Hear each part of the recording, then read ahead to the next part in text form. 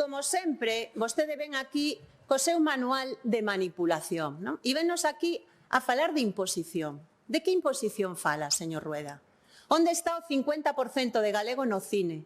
Onde está o 50% de galego na escola? Onde está o 50% de galego nos medios de comunicación? Onde está o 50% de galego na xustiza? Onde está o 50% de galego na sanidade?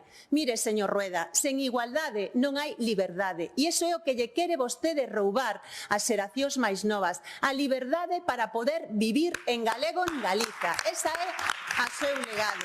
Por suposto que hai retos, e remato xa, señor presidente. A remuda xeracional, que o galego siga sendo unha lingua viva, que a queira falar a xente nova, pero non lla fagan odiosa con estes plantexamentos que están facendo, señora Pontón. Que o galego chegue ás redes sociais, os novos usos, que o galego chegue aos novos galegos que veñen de fora, que non coñecen a nosa lingua e teñen que facela súa, como a sentimos nós. Esos son os retos. Pero miren, dende a liberdade sin impoñer e sin sectarismos. Aproveito esta pregunta para, xa sei que vai servir de pouco ou de nada, porque vostede cumple órdenes, non sei se quere, probablemente non, pero non lle van deixar, pero intente sumarse ao consenso xeral, intente sumarse aos traballos que estamos facendo para un documento do Pacto pola Lingua, e a partir de aí podemos falar. O que non se pode ser é o de sempre, salirse fora e reventalo. Se non fai eso, señora Pontón, estarán demostrando que o galego...